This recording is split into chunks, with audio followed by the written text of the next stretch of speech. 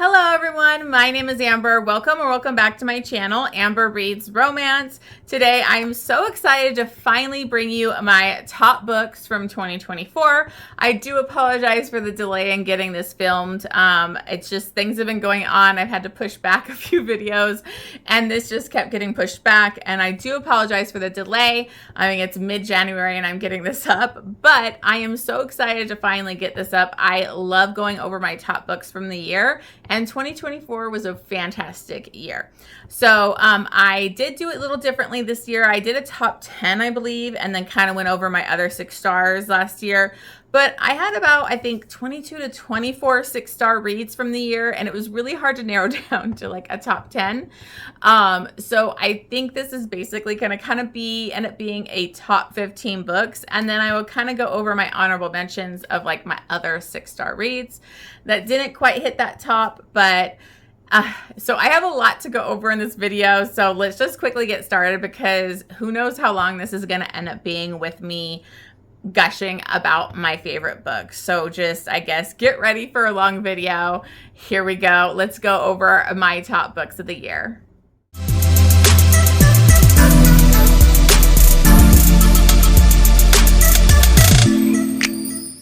Okay guys, so we're just gonna get right to it because I am pretty sure this is gonna be a long video.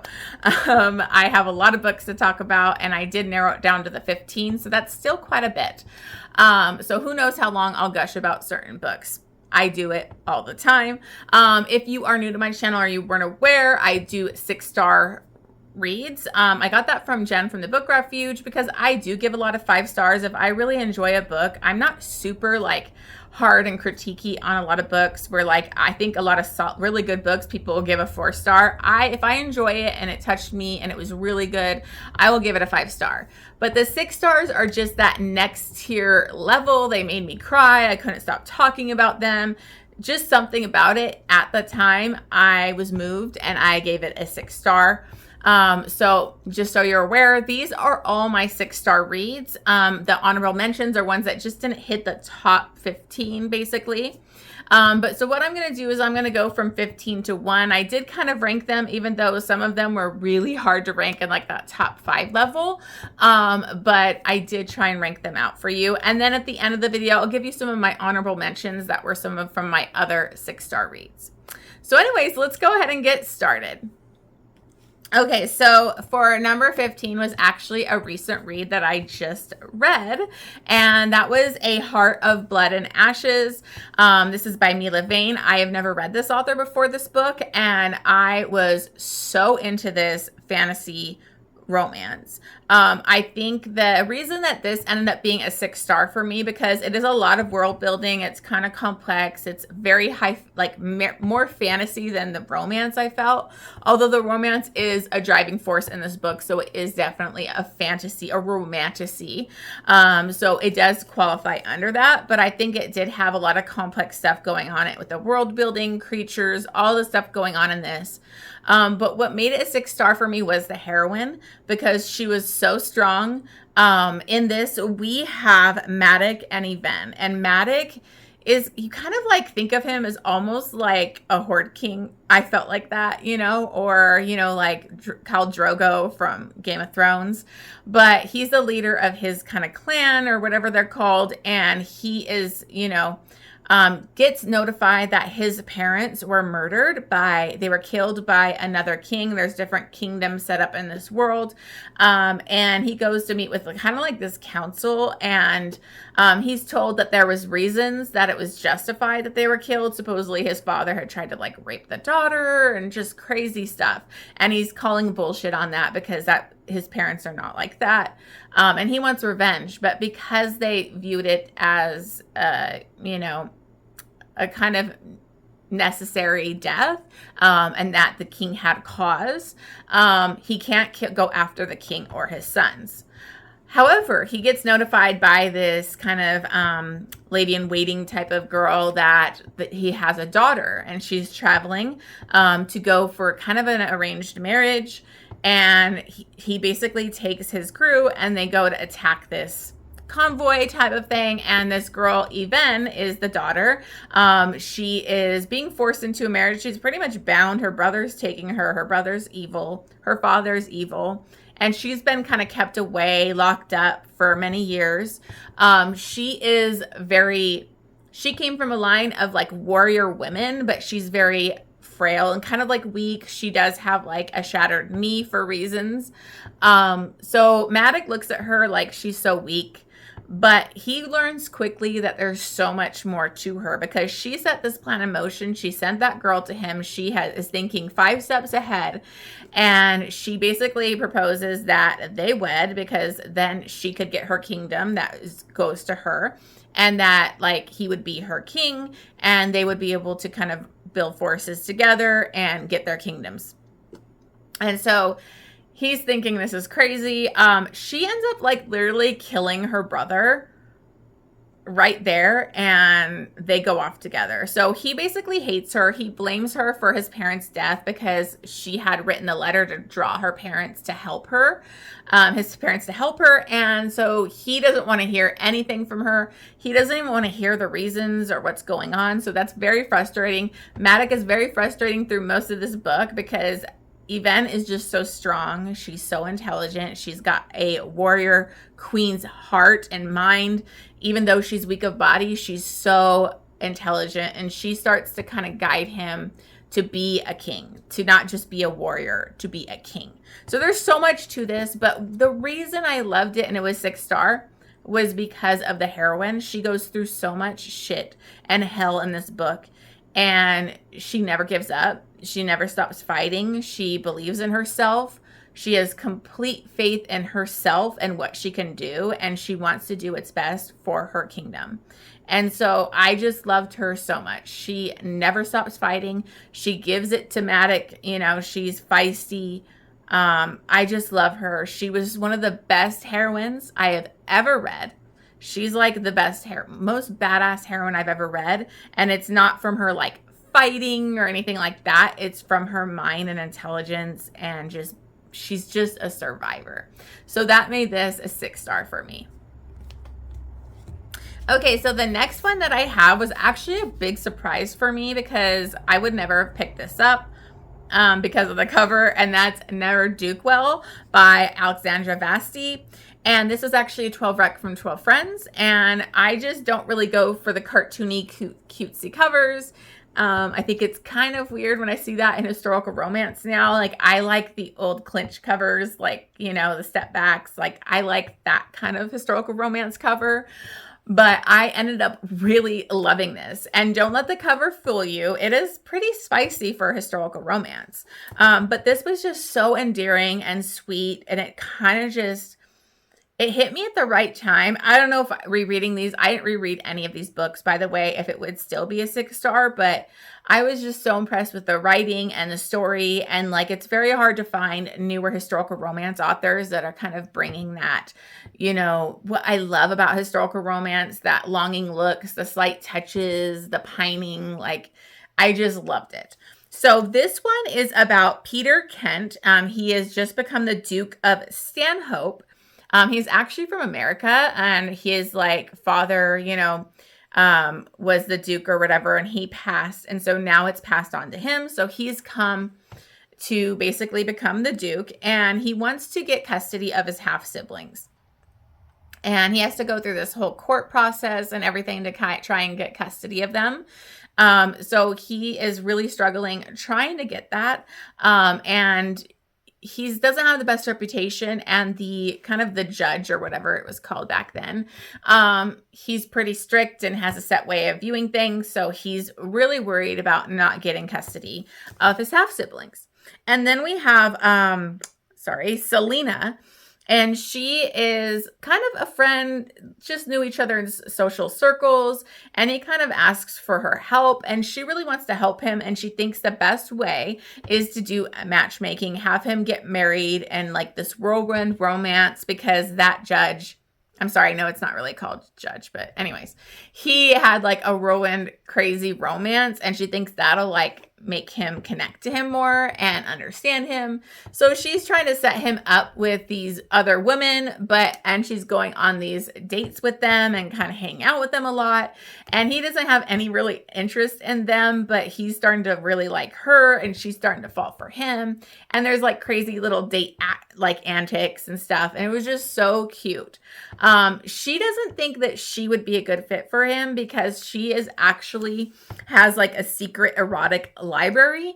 And if that came out, because it's pretty close to getting revealed that she owns that and is running it, it could ruin his chances to get custody. So she really doesn't want to, but they're going to get caught in like maybe a compromising position and they're going to have to get married. And so now it comes into play of like, how do they make this work? How do they keep her secret? I just love this because so many parts where I thought it'd be like her running away or third act breakup, that doesn't happen. They have such amazing communication. They become such good partners and really support each other. And it was just so beautiful to see. So I really loved this. I highly recommend it. I can't wait to try more from this author because it was very, very sweet. And that's why I ended up giving it 6 stars. Okay, so the next one that I have is Temptation of a Highlander by Elisa Braden. This is the 3rd book in the Midnight of Scotland, and it was my favorite book in that series. I still need to read the 4th one, but I haven't got it yet. I was kind of waiting for the audio to come out. Which I think it is out now. So this is between Campbell and Clarissa, and this was just so adorable, but it also had a lot of darker elements in it because Clarissa is English, he's Scottish, but she's in England, and she actually has a stalker, and this stalker is a scary stalker. It is not good. He's like sent dead animals. He's killed animals. He's very threatening to her. And so she's very scared. And they basically, she flees to stay with her friend who ended up in the previous book in the series, married one of the Scottish heroes. And she basically goes to kind of stay with them to try and get away from the stalker. But he ends up following her there and is being very threatening again. So she kind of gets sent to live with Campbell. And he's this very broody, scarred hero, but she's very into him and his big hands. And he's this huge Scottish hero. And he's kind of like going to be her bodyguard. And they're living in his like tiny little place together. And it was just so adorable. Like she would always say these inappropriate things. Like she was just so into him. She would just say whatever was on her mind. And it was just so swoon-worthy. It had that suspense element to it. I just love these characters so much. I think this was my first 6-star from 2024. It was just so sweet. It's my favorite in the series so far. It was adorable. I love a good Scottish hero. I love a broody, dark hero that doesn't think he's worth the heroine. It just was perfect. So I definitely recommend this book. Even if you haven't read the other ones, I would read this because it is so amazing. I loved it so much. Okay, so then the next one I have, and I'm so annoyed I don't have a copy of this yet. I need to get one. But it was Born for Silk by Nicci Harris. And this honestly became a 6-star for me because I was just so impressed with what Nicci Harris did. Now, Nicci Harris, I'm on her ARC team and everything, and she usually writes dark mafia. Like that's most like her series, which I have here, the Our Thing and Cosa Nostra, that the Kids of the District series. I love it so much. But this book is fantasy, post-apocalyptic type of book, and I think that's such a huge difference for her and a thing for her to take on. So I think I was just very impressed because there's a lot of good world building. It really hooked me from the start. I was very interested in this world. It is really hard to explain too, so I'm going to try my best. But let me bring up my notes real quick on it. Okay, sorry about that. I just wanted to grab my notes so I can explain this better for you guys. Okay, so in this world, it's very post-apocalyptic. We've had, basically in this world, there's been 1,000 years of extreme climate change. They've done genetic engineering on humans and animals and different types of things. There have been some bad effects from that. And now they actually have this the ones in power are the Zende. I think that's what they're called, if I'm saying that right. And they are genetically enhanced humans. They're basically like 7 feet tall. They're huge. And this is a very size difference type of book.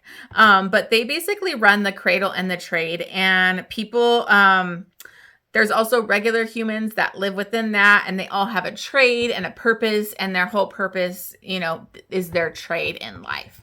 And so basically they're all working to have meaningful purpose where they're working their trade and doing their duty and living their life for that trade. One of these types of maybe trades type of situations is the Silk Girls. And the Silk Girls are basically breeding girls for the ones in power. So these girls are able to handle getting pregnant by Zende. They might be human, but might have mixed or whatever, but they're actually able to have full-term pregnancies because it's very dangerous with the genetically enhanced humans. So they are basically raised up to be their Silk Girl for the actual king and his higher up people in the court kind of thing. So Aster is a Silk Girl, and she has been raised with this. She's kind of different than the other Silk Girls, but she catches Rome's eye, and Rome is the king, and she becomes one of the Silk Girls. What was interesting about this was that you never knew who picked you, because the girls would basically at night when the guys would come to have sex with them and breed them, they would have the lights out and have covers over their eyes, so that the reason they did this was nobody would know which girl was pregnant with the king's heir, and it wouldn't put them in danger. And so she basically, is ready for this. But Rome wants her to himself. But there's all these rules set in place that they're just the Silk Girl for breeding. And then once they have the babies and stuff, then they go off to this other thing and just take care of the babies. But he doesn't want her to just be that. He wants more from her. So he kind of has to change the way the world is set and all these guides and rules. So it's it's a weird setup. It's very interesting. I think it was so well done. I think Nicci did such a fantastic job in this world building, and she balanced world building and the romance and everything perfectly. There's just so much to this book that I don't want to go too long about it. But I really loved it. It was spicy. It was fantastic. I can't wait to continue the series. One of the biggest things that I loved was his eagle. He has this genetically enhanced eagle, and I freaking loved that eagle so much. So I just gave it 6 stars because I was so impressed with Nicci Harris and what she managed to do with going from dark romance, dark mafia to a fantasy post-apocalyptic world. I think it was very well done.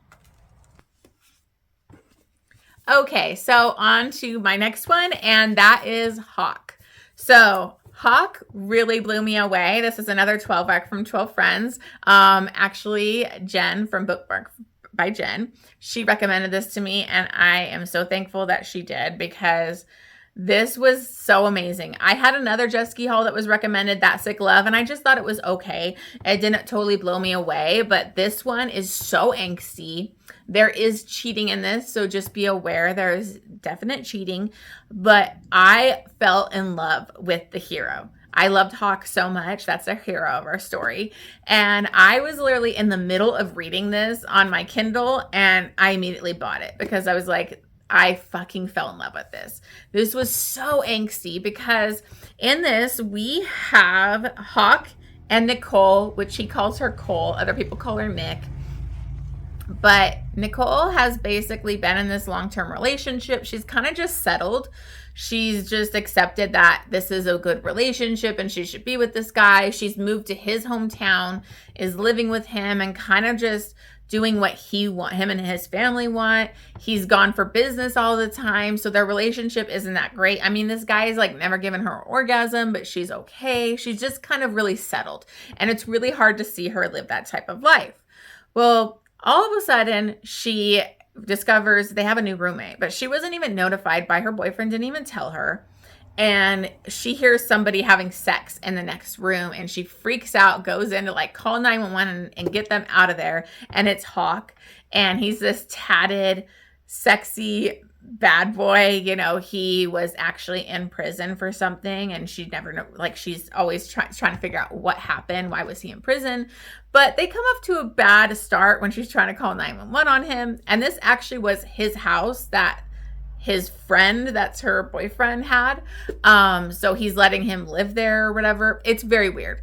But so now she has this roommate, and it's Hawke. And she really doesn't like him at first, but the more they hang out, the more her boyfriend just like is very absent and not very good to her, supportive of her. They become really good friends.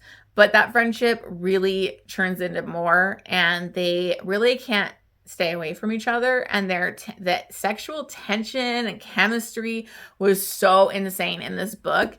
And Hawke is like, yeah, he's a tatted bad boy look, but he's really, his story will break your heart of like what happened to him. And the reveals at the end were a little over the top, but I didn't care because I loved Hawke so much that like Hawke just won my heart. He was so swoon worthy. He was all in with Cole. He loved her so much, and he was so devoted to her. But he had to like live with them and watch her still be with her boyfriend because she was really dependent on her boyfriend. And it was just a bad situation. So that's really hard to watch. But like, oh my God, Hawke was so amazing. So literally, Hawke sold this book for me. He's one of my top book boyfriends now. He was just perfection. And so it was a 6-star read. Okay, so now we're going to get to my top 10 books. These are the top 10. I know I did top 15, but just to narrow it down, let you know where we're at. So number 10 I have is Shattered Dreams by Natasha Madison. I need to buy this book too. And this was a big surprise for me. I actually got the ARC for this, and I've never read Natasha Madison. I didn't know where I've been sleeping. What have I been not noticing her before? But her writing really sucked me in. And this was another fucking angsty book. I love angst, as you can tell. So I really loved this. In this, we have Autumn and Charlie. And the beginning is very heartbreaking because Autumn is actually, she's been with her long-term boyfriend, and Charlie was actually with her best friend. And they were out as a friend group. They were out kind of partying, doing a campfire, whatever. And they get in a really bad accident, and she loses her boyfriend, and he loses his girlfriend, which was her best friend. But there's more to it because her boyfriend was the one driving, and he had been drinking, and she was trying to take over and drive for him. Nobody else knew he was drinking. He was sneaking it. And so when this accident happens, you realize like she gets a lot of the blame. His family came from this very big, powerful family in the town. So they were basically after her because she came forward about how he was drunk. So everybody in the town basically hated her. Charlie hated her. He blamed her for his girlfriend's death. And so she basically picked up and left town. And it's been a few years. Now she's coming back because her dad is sick, and I think he had cancer or some type of thing like that. They also had this really cool whiskey type of bar situation, but it's been really going down. The business has been going down the drain because this family is like blacklisted them and made their life living hell. So she basically is coming back to be with her dad. And she also wants to bring this business back to what it was. Charlie finds out she's there, and he is infuriated. He has been in a really dark place for the years that, you know, since he lost his girlfriend. He was planning to propose to her like she was the love of his life type of thing. And so he basically shows up a couple times being very hateful to her, very bullying, very mean. And he shows up there drunk one night, and they basically hate fuck. Like they really hate bang each other out. And it is really hot. Like it was very sexy, very angsty. He like hates her and blames her for everything, but he doesn't know the whole story. So like, and he can't stay away from her. So the more he's with her, then he learns the truth about what went on in her relationship and what she was actually going through. And so he realizes he was so wrong to treat her like that. So he really like wants to step up and help her, and they get closer. This book was just so angsty. There were so many deep emotional levels to it, so many heartbreaking stuff. Like I got teary-eyed, I was emotional, and it was just, you could feel their chemistry and passion. Like I just loved this couple so much. So I gave that one 6 stars. It just really blew me away, especially since it was my first Natasha Madison book. I just really loved her. Okay, so the next one that I have at number 9 is When Hearts Collide by Victoria Lum. I am actually on Victoria Lum's ARC team, and I just really love her billionaire romances. She adds so much more depth to her billionaire romances and steam and like emotional connection. I think I remember crying when I read this one. And this is a teacher-student romance. I wasn't expecting to get emotional with it, but I think Victoria Lum did such a fantastic job with like building these characters and their journey they go on that it was just, I felt very connected to their story. This is about Ryland Anderson. He is, I think he was the COO of his company, like his family company. He's very rich, but he also really wanted to actually be a teacher, a professor, a tenured professor. That was his dream, but he's kind of forced to do this job for the family. His twin brother, he was born first, but like he has a lot of social anxiety and problems being in the public eye. So Ryland feels a lot of pressure to be that person and help his family. And there's a lot of stuff that goes into the family trust and how he has to run the family business. So it's a lot. But he actually is doing that and also teaching. And that's when he meets Millie. And he was teaching, I believe, in LA. And he meets Millie. Millie kind of crash lands in his class, late. But she's not a late, lazy type of student. She was just things going on, but she's very passionate. She has a drive. She really wants to she has a set goal of where she wants to go. And so at first, he's frustrated with her, but then he sees her drive and how committed she is to everything. And she meets with him a lot because she really wants his recommendation to get into this other special school that she wants to do in New York. And so they spend like a lot of time together, and they really bond and have just a much more emotional connection. And they bond over like they both lost their parents, and it's very emotional. And so things kind of go sideways a little bit where he ends up having to leave the school, and it's not in the best situation for them. And then it's couple years later, and she is attending that special school in New York. And then guess who's going to be her professor? It's Ryland. And now it's like really hard for him because he had to really try and stay away from her. Nothing happened in LA between them.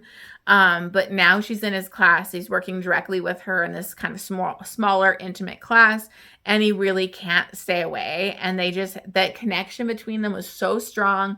The sexual like chemistry, the angst, it was a very big slow burn. I was dying for them to get together. There's also a lot of primal play in this because he owns this kind of club that caters towards rich, and they have like different kind of sex club sections too. And there's like a whole primal floor that he had because he's really into primal play. So those were really hot scenes.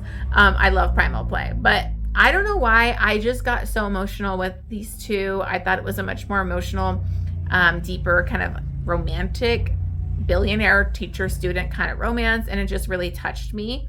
So I love this one. I actually got this one signed by Victoria because I won one of our like competitions from her ARC team. So I asked specifically for this one because it's my favorite that she's done.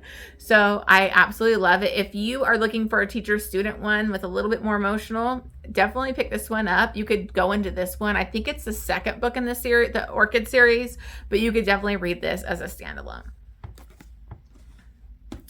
Okay, another one that I have, this is a number 8, and this is You and Me by Tal Bauer. This is my first time reading this author. This is an very emotional, slow burn, beautiful romance. And I need to read more Tal Bauer. Like, it was so well done. Like, I just loved it so much. And I just felt like it hit me on an emotional level for not just the romance, like everything going on in this. Because in this, we have Luke and Landon. And Luke's wife died about a year ago. He has a teenage son, and he really feels disconnected. Him and his son have like no relationship. His son has really like shut him out. And so he feels very cut off by his son. He wants to build a connection with him. His son is on the football team in high school, and he's very obsessed with football, and that was kind of his son and his wife's connection, and they never she wouldn't let him be a part of it. So now that she's passed, he's doing everything to try and rebuild this relationship with him. And so he actually tries to go to the football games, and that's where he meets Landon. And Landon is actually his son's best friend's dad. And he is kind of part of, I think, what was it? Oh, it's like the football booster type of club. And so Landon tells him, hey, you should join. We help run events. We do things, and it'll show your son that you're trying to be a part of this and what's important to him. So he basically joins that, and him and Landon become really good friends. They become super close, and he starts to feel things for Landon that he's never felt before. He's never really been attracted to men before. Landon is out, like he had a son and everything, but he's out. He's gay. And he's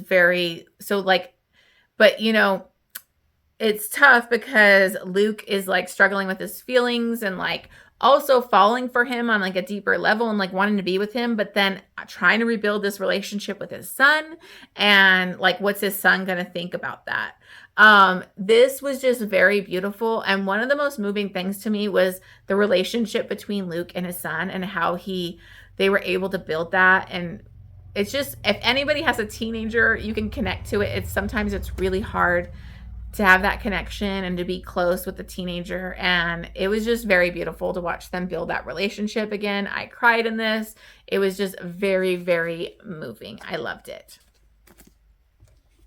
Okay, so the number 7 I have was so fantastic. I can't believe it took me forever to get to this book. But that is Butcher and Blackbird by Brynne Weaver. Now, this, I know everybody's probably heard about this, read this maybe, but this was just bonkers to me. I didn't get, I think I actually did cry in this one, which is freaking crazy. I don't know why I cried. But this is a romance between 2 serial killers. And, in this, we have, I'm sorry, let me get their names. We have Rowan and Sloane, and they actually kind of meet in a weird way, and they kind of connect. They both are serial killers, and they kind of decide to do this yearly kind of competition where somebody will find out where somebody who's bad, because they kill bad people, where they're at, what they're doing, and they have to kind of go there and they compete to see who can kill them first. And it's a funny kind of little competition they do every year. And they live in different states, but they've really connected through, texting and messaging and calling each other. And so it's a very slow burn because it's years of them doing this. But they are just so connected, and he is just so swoon worthy. I mean, yeah, they're serial killers, but this is dark because of the stuff that they're doing, the killing and this other killers they come across and the crazy stuff that happens. But it's not dark for their relationship. It's super sweet and it's very feel good. I fucking loved it. And it was spicy as hell. This has one of my favorite snowballing scenes ever. I freaking loved it. I just thought this was so funny, so cute. I actually got really emotional near the end. I loved it when they did the dragon smut, he dresses up and everything because he knows she was reading dragon smut. There's just oh my God, I just loved this. I ended up annotating this one, I think. Oh yeah. So I just loved this so much that I ended up annotating as I was going. I loved it. It's so amazing. I haven't read the second book yet. I've heard it's not as good, so I was nervous to read it. But if you haven't read this yet, I highly recommend it. This is so bonkers, so sexy, so funny, so sweet. I really loved the hero. It was just amazing. Okay, so now for number 6, and this was Manacled by Senlinyu. I finally read the fanfic for Manacled. I don't think it's available anymore because it's being made into a traditionally published one under like a different story. So I don't think it's available for fanfic anymore. But this was a highly hyped, anticipated, something that was on my goals for the year to actually finally read Manacled, and I'm so happy I did. It was so intense, so dark, but emotional. I mean, Draco was everything in this. I just loved this. If you don't know, this is a Draco and Hermione romance, and it's kind of set after the war, as if Voldemort won, and Hermione was held prisoner for years.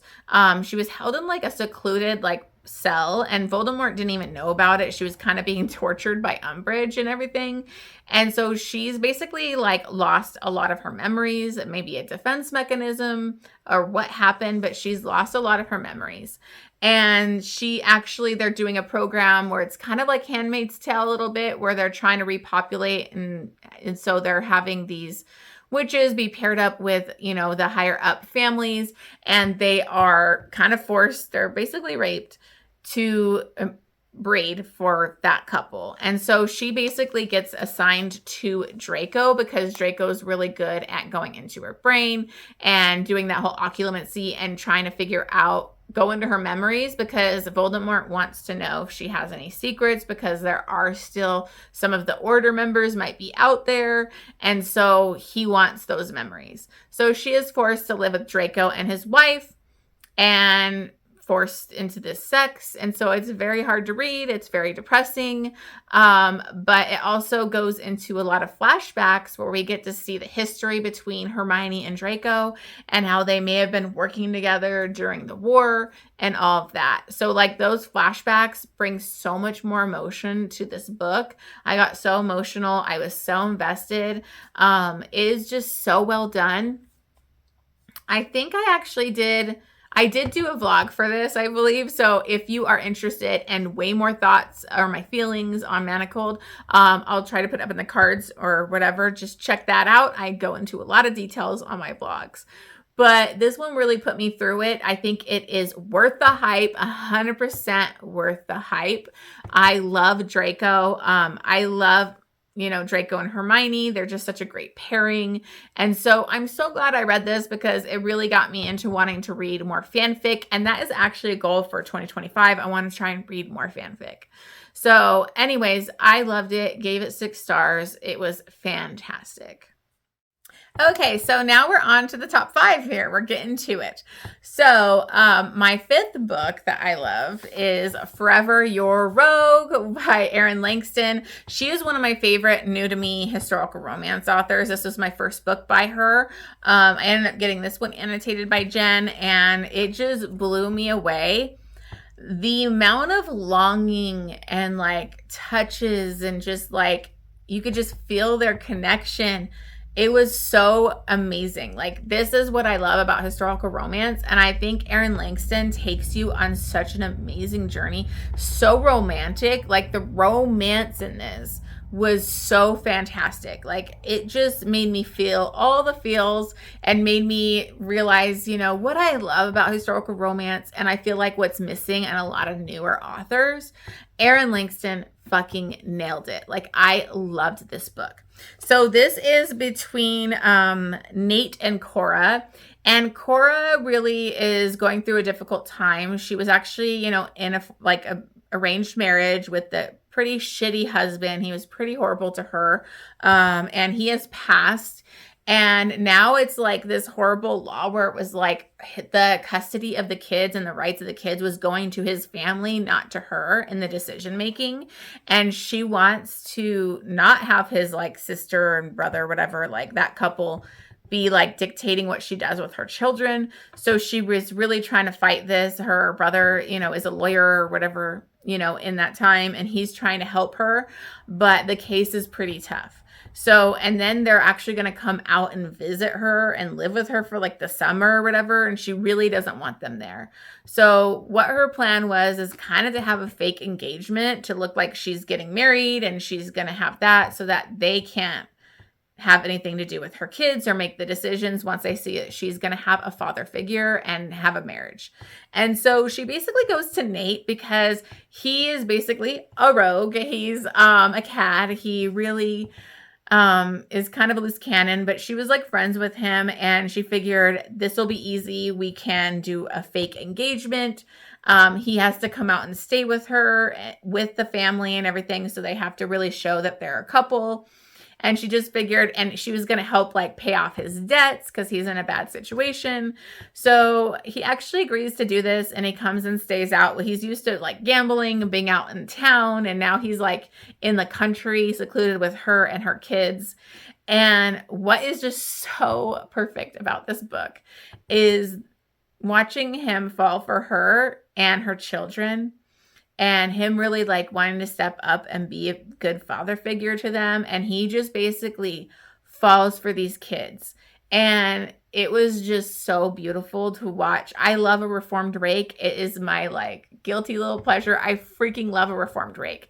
And Nate goes through such a journey and he grows so much. Like, he really was irresponsible and not taking things seriously and just whatever. His like older brother had to like raise him, and like their relationship in this was just so moving. I loved his older brother and just the talks that they had. And, it was just perfect. And when they finally like, it's like a slow burn. There's so many amazing scenes, like sex scenes in this too. It's very spicy. But what I loved was like the pining for each other, the longing for each other, and just how their relationship grew and how much he loved these kids and was willing to do whatever he could to help her and help these kids was just so beautiful. So Nate really steps up and becomes a man and becomes a father for them. And it just really moved me. I loved every page of this. It was so good. It's one of my favorite historical romances. I just loved it so much. So I had to give this 6 stars.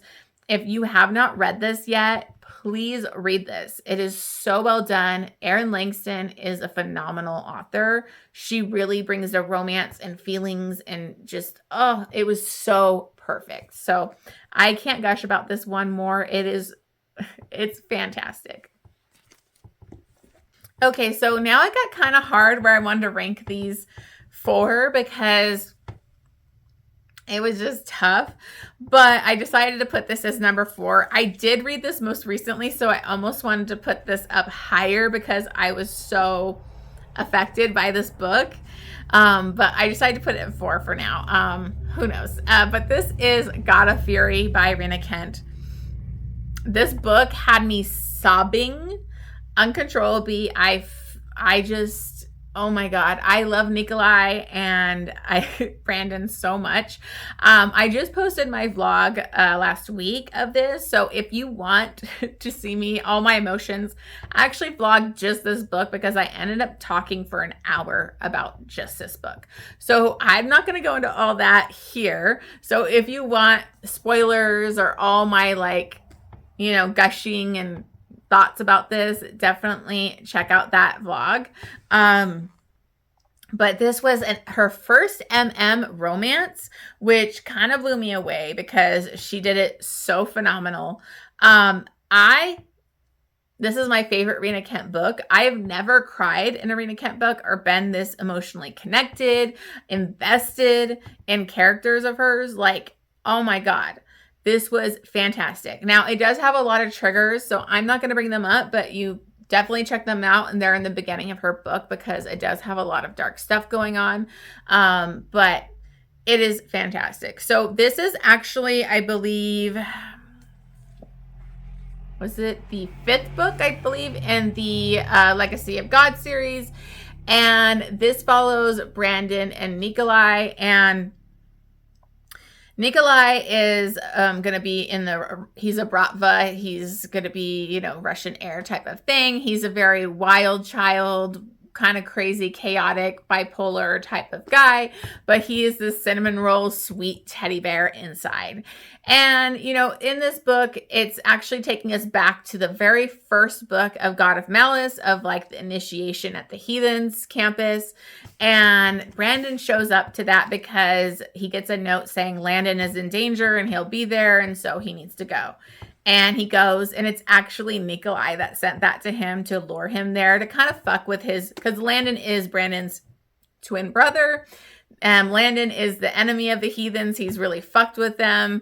He is pretty psychotic, you know, he's crazy. And Brandon is like the good twin.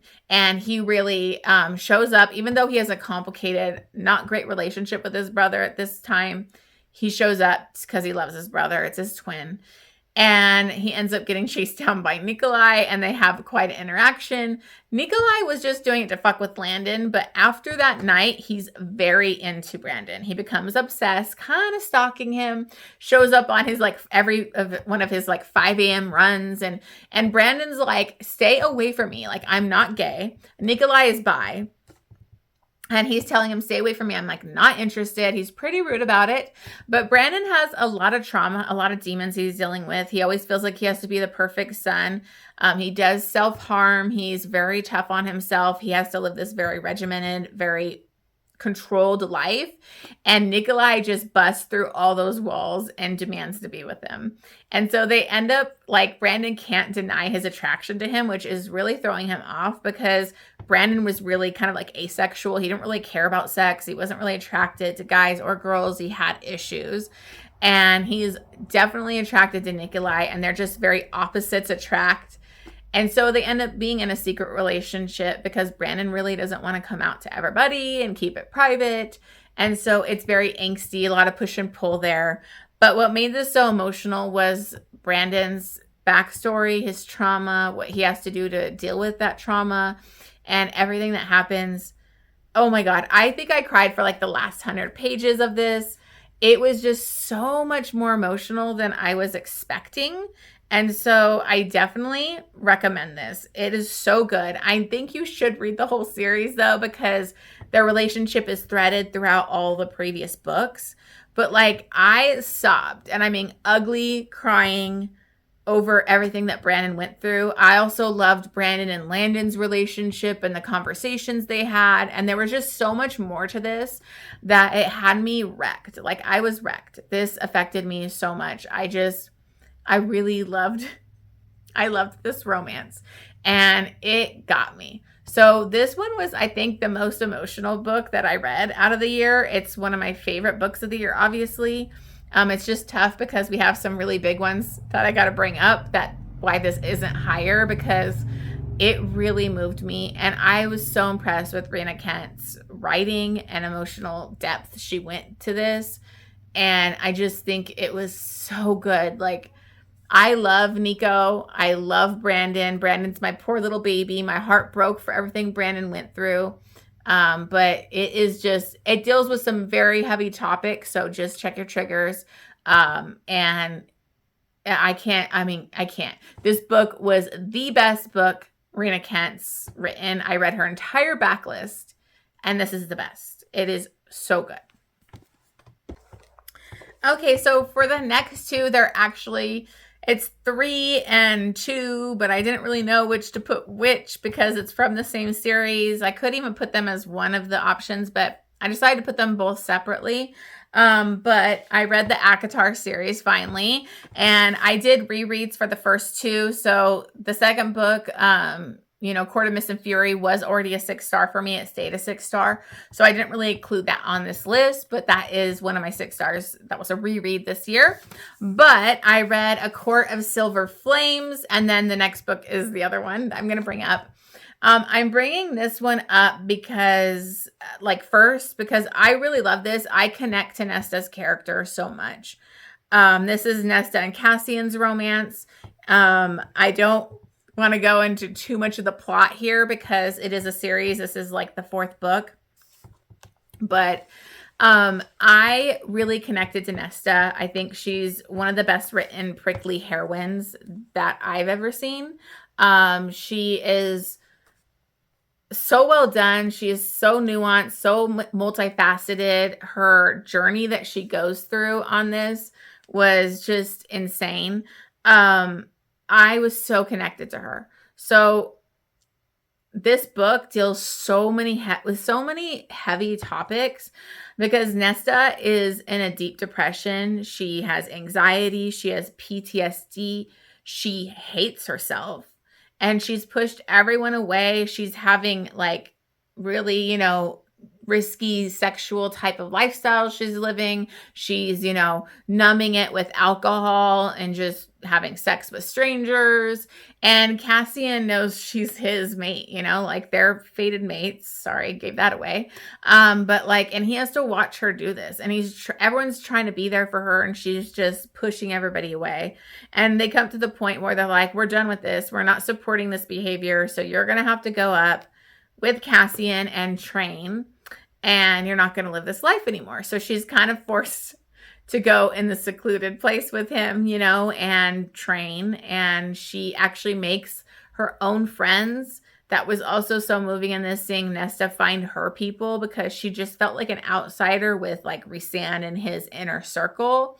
And has a lot of complicated relationship with her sister Feyre. She's resentful, and she's never been very good to Feyre. And she has her reasons. I connected to her with like the death of her father and how she treated her father. She felt, I mean, I didn't treat my father like that, but like, when your dad passes and like, there's just so much left unsaid. She has a lot of guilt and self-hatred she's dealing with, and she just doesn't think she's worth anything. I mean, she's pretty much like doesn't want to live anymore in this. So I think this book is just so powerful because it's dealing with such a hateful person that really hates herself. And so she pushes everybody away, and she has to really go on this journey and of like finding herself, loving herself, thinking she has worth. Acknowledge she pushed Cassian away even though she knew he was hers. Everything Cassian, he's so patient and loving with her, and he just wants her to get better and be there for her. Oh, it was just so much. It's so complex, and I think it deals with a lot of like I think so many people can understand what it's like to be depressed. It's a very big problem, and what it's like to be in that kind of state of mind. And so it's a hard one journey that she has to go through, and she really goes through it. But it was so moving. I cried multiple times in this book. I think Nesta is such a fascinating character, and I just really loved it so much. So that's why it's definitely a 6-star for me. It was very emotional, and I just felt like it's so relatable and dealt with like real life issues with mental health and depression in like a fantasy book. So I was just very impressed with this one. And then the other one that I have is obviously going to be A Court of Wings and Ruin. And this one I put before that one because I just think it was so much happens in this book that ends their war with Hybern and everything concluding. It's a conclusion of Rhysand and Feyre's story. And it just really moved me. Like I bawled where like tears were hitting the page as I was annotating this, because I did annotate these. I have my annotation key in the front. Let me see if I can get to it. So I did annotate them and all of that. I still have to put all my tabs on the Nesta's book, but I just really love Rhysand more than anything. Rhysand is always going to be a top book boyfriend. And I got so emotional near the end of this, which just his devotion to Feyre, their romance, just seeing them, because in the other ones, it's like them getting together. And in this, it's like they are a solid duo. They are true partners. They fight everything together. They are just communicate really well. They are ride or die, fated mates. They are meant to be, and it was just amazing to see them be together and work together, and they are just so amazing. And Rhysand is just perfection. I mean, he just really is. So there's so much going on with the war in this. It's action-packed. It was so fast-paced. I really got emotional near the end, not with just like their romance, but like a side character that like I just got so emotional for. The stuff Nesta goes through in this just really hurt. You know, it was Nesta's journey. I just always connected to Nesta throughout ACOTAR. I know a lot of people hate her, but I just really connected to her.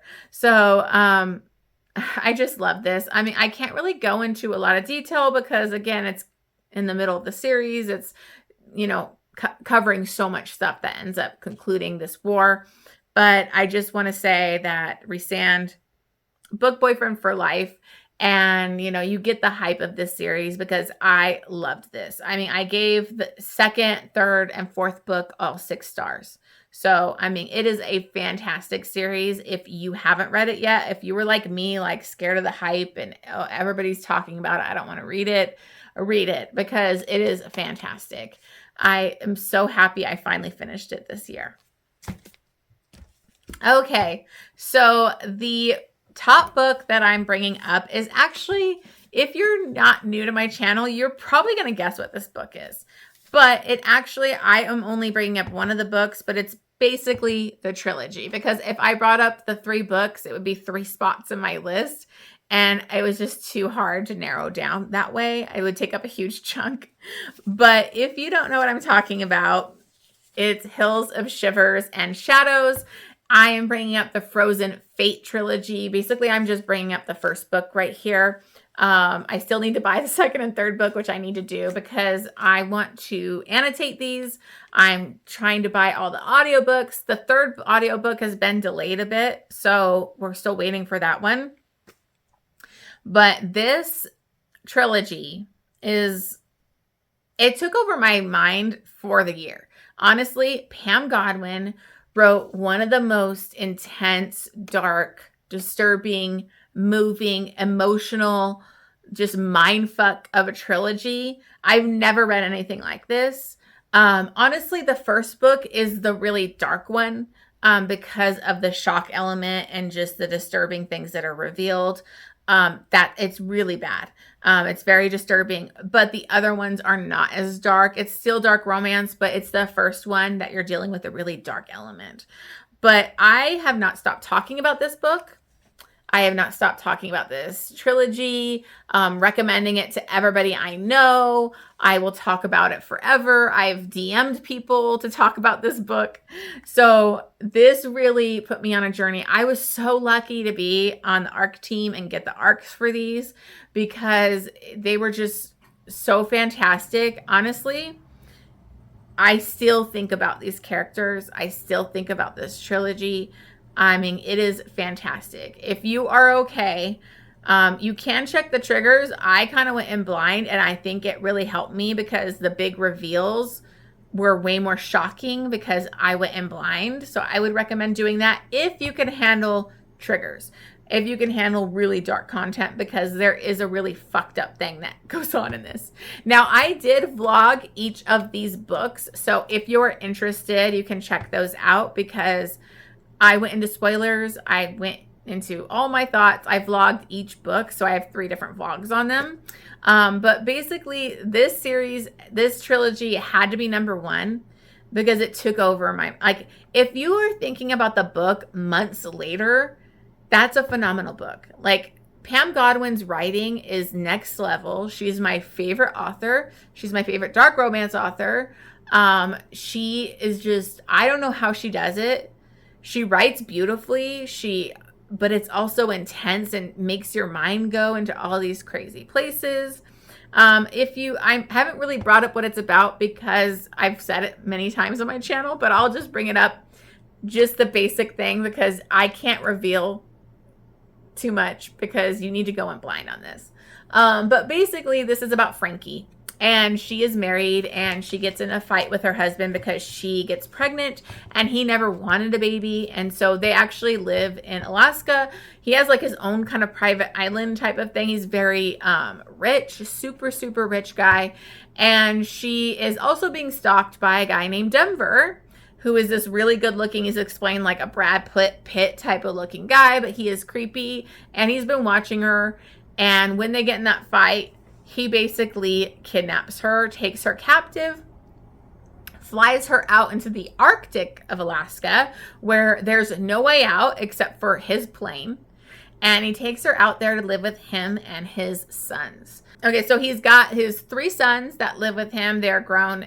We got Leonid, Kodiak, and Wolfson. And a couple of the sons are really pissed she's there for certain reasons. Wolfson is really like the sunshiny, like super friendly, crazy kind of quirky one. And she's forced to live with them in the middle of nowhere.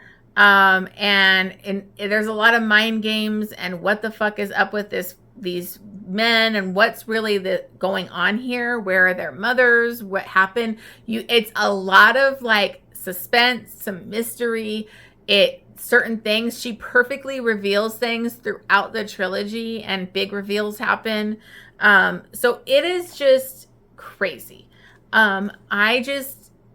If you take anything out of this book, out of this video, please pick this up. Now, I am telling you, it's dark though. So don't come at me when you discover the big reveal in the first book that will make you fucking disgusted and your stomach churn. It will happen.